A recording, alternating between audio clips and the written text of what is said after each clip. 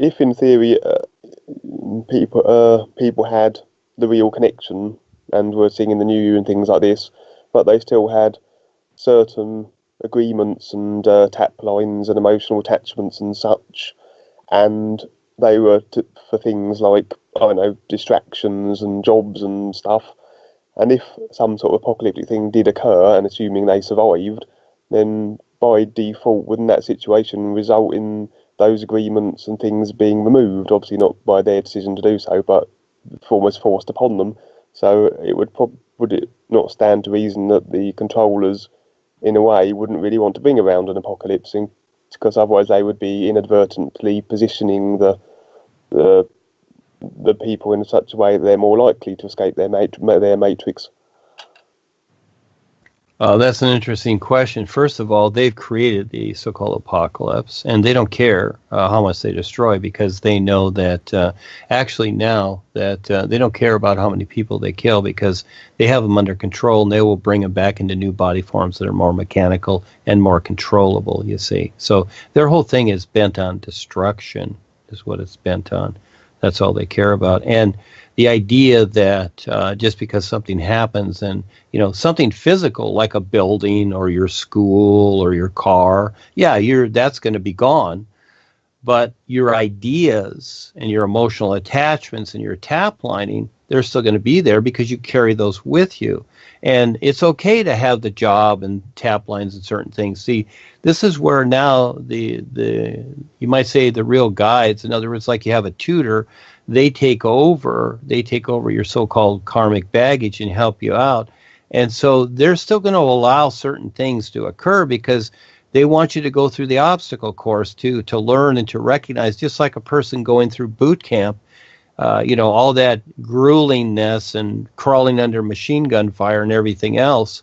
The individual has to do that so that they're prepared to go out there in the field. So what they're preparing you to do now is to face creation, the whole of creation realistically, and eventually recognize the real universes. So whatever you're going to need and go through and still agreeing to consciously and unconsciously, they don't just take it away. Just like when you're going to school there and the teacher's up there, teaching the lesson. Well, he's not getting into your private life. He's dealing with a side of your life that you're agreeing to take the course and supposedly complete it, we'll say. But the private side of your life, you're always deciding that. And so what the boys do is they give you hints at certain things. Maybe it's diet or your relationships or whatever. They'll give you certain hints as to what's going on. But see, you always make the decision.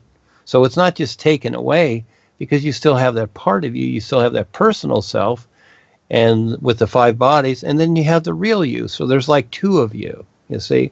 And so it's up to you how you recognize each other at the same time, you see. So that's a big challenge in itself. But it's not that it's just instantly taken away. No, if there's a cataclysm or an apocalypse, an earthquake or whatever, hey, your house and your car are gone, and maybe your job and the building collapsed, like the Twin Towers, it's no longer there. But those things are dust. But what you carry within yourself, no, that's still there, because you're still agreeing to it until you decide otherwise, you see.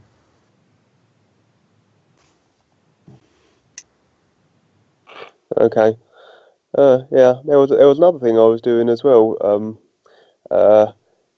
I don't know if you ever heard of this stuff. It was like it was an organisation called the Template, and they were working with sacred geometry.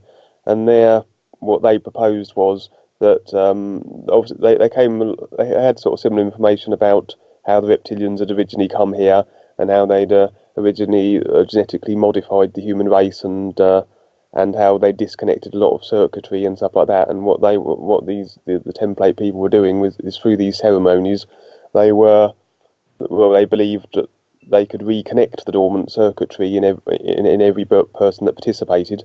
And the idea was then ultimately, if enough people had this circuitry reconnected, it would cause a sort of like a critical mass, and then result in sort of like converting this Earth from what it is now into sort of like some sort of higher dimensional paradise sort of thing.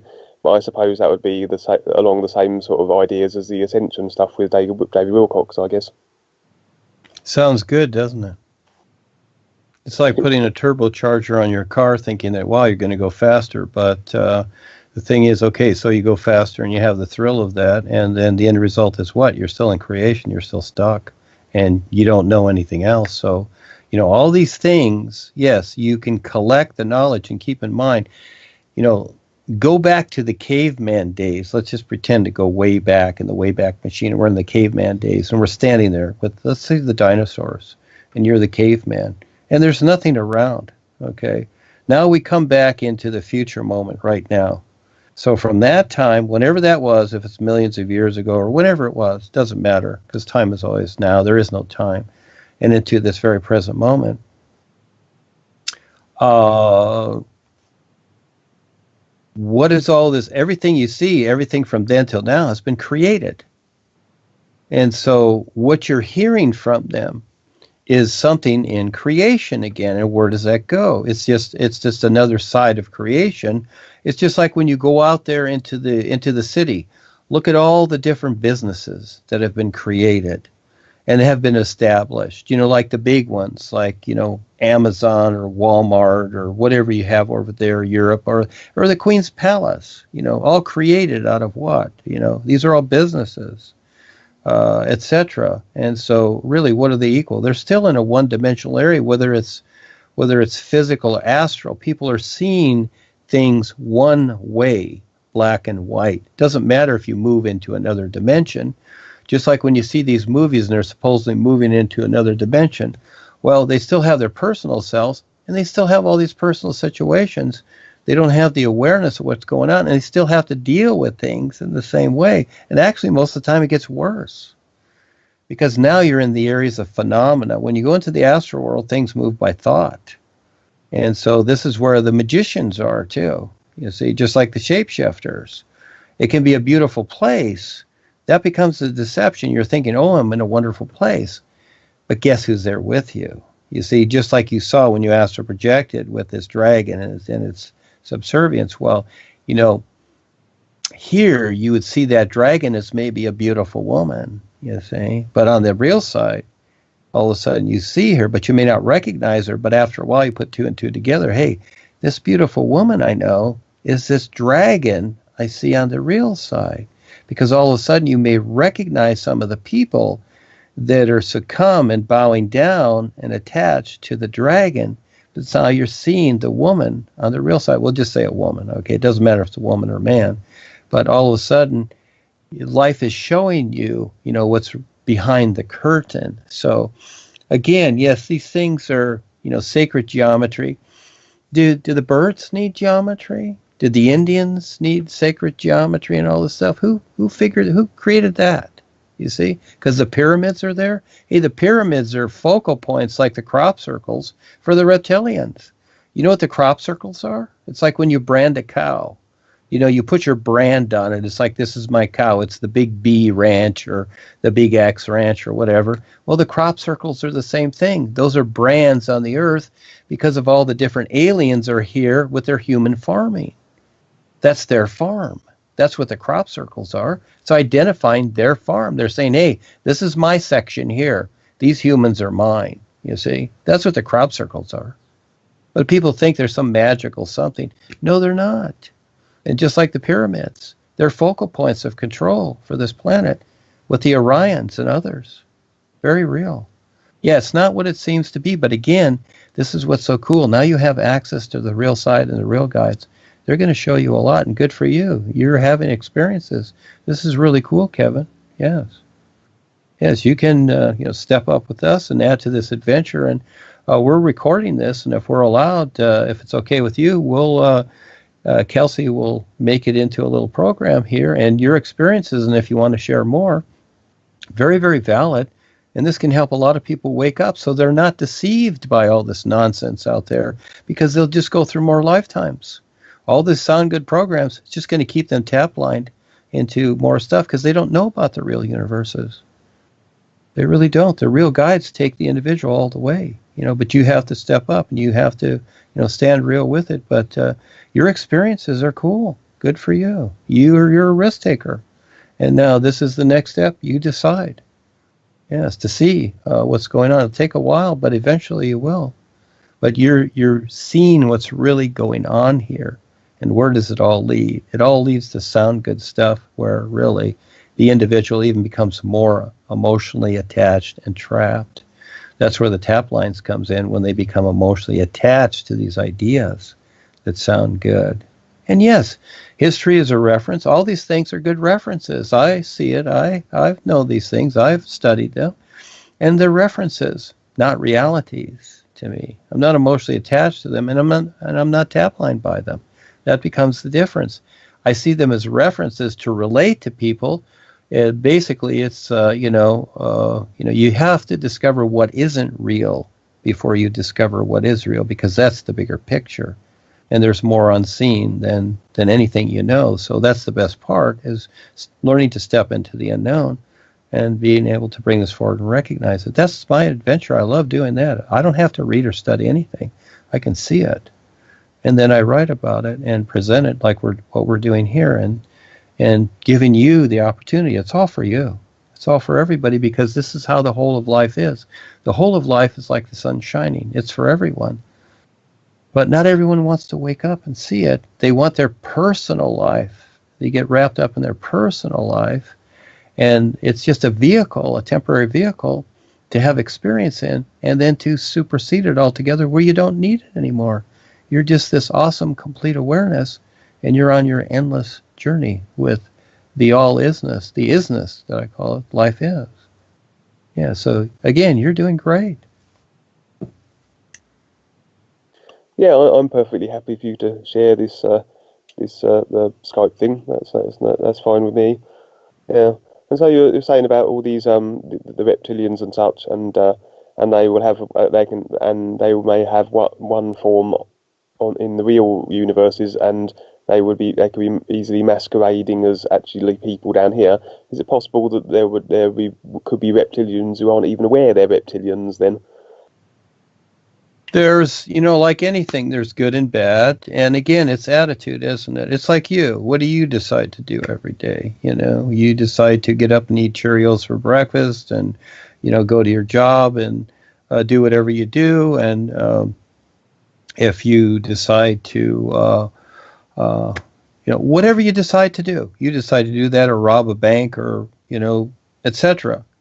Again, you're always the decider. And many of these people are reptilians, and they don't even know it. They don't even recognize that fact, because we've integrated the combinations and the crossbreeding and all this stuff for eons has went back and forth. And the old saying, the blue bloods, you see, those are reptilians. They're cold-blooded. And so the real reptilians, like the Queen and others, and most of the politicians, they're agreeable to this because they love power and control. That's their whole thing. They don't know anything else. And people that are into power and control and into governments and stuff like this, these people are really afraid. They think it's a career, but they're really into power because they're afraid. They don't want to be like the so-called normal person or be at the mercy of things, which I understand. But at the same time, they're more afraid than most people, and they exemplify this to where they create restrictions for everybody else. So in their mind, they think they're safe. So you've got so many factors here, but it breaks down to one thing. It's all choice. I'm giving the reptilians an opportunity too. I've been with the Orions. These suckers are 300 feet tall on their planet. They're 300 feet tall. We're little. See, they see us as like little mice, to where they don't even consider us. And so we did 3 videos. Kelsey has them. She recorded them with myself and Claudie and the real guides with the Queen of Orion, etc. You can listen to those. They're very, very interesting. And there's bigger adventure coming here that's really awesome. But that'll be revealed at a much later date. But again, it's your adventure. It's your choice what you're going to do with it. And, good or bad or whatever the reptilians are doing, hey, they have free will. They can do whatever they want. And the best part is you can decide every moment, to make better choices with what you want. And lucky, there are people here like yourself, like us, that are aware of this. And where we take on the challenge of presenting this every day to the public. You got to kind of sneak it in and be a little clever, because again, it scares people. We're just presenting the all-natural environment, which is all of life, not just nature itself, but everything. And it's being destroyed very rapidly. And these people that are here, like yourself, you've only got, it's like you're in school and somebody's, putting poison gas through the school. Well, you went to the school to study and to learn. Well, the earth is being destroyed. It's a school. And so we're just saying, hey, wake up and don't let these people destroy your school, your earth. You're here to learn. That's why you came here this lifetime. If it's cut short, well, then you're going to go into future lifetimes where you're going to be more controlled. See, this is where they don't care about what happens to people, because they know they can bring them back. They can bring that awareness back into a new body that's even more controlled. See, they don't like us here because people are becoming more aware, so they don't mind destroying the planet and everything, which they've done to many other planets like Mars and Venus and all the other ones. That's why you don't see any life on them. It's underground, just like the grays are underground. The whole earth is tunneled. And so they're watching me. They're watching the stuff that I'm saying. They're using it too. They see us on the real side, but they don't see all of it. They cannot touch your real awareness. No. But you can agree to the fallacy of what they're doing, which keeps you here longer unaware. So that's where you come in as the decider to become aware and take on the challenge to see what's going on and earn your way, step up and do something. In other words, share this with others. That's the challenge, and you become more aware through it. This is just how life is. This is the process we go through, just like you as a child being raised by your parents. Eventually you're on your own and you support yourself. And this is where you can stand real with the real guides. And that's the best part. When you recognize that, they recognize you and you recognize them. And that becomes the bigger adventure. So this is what we do. And here you are, Mr. Kevin Smith. Yeah.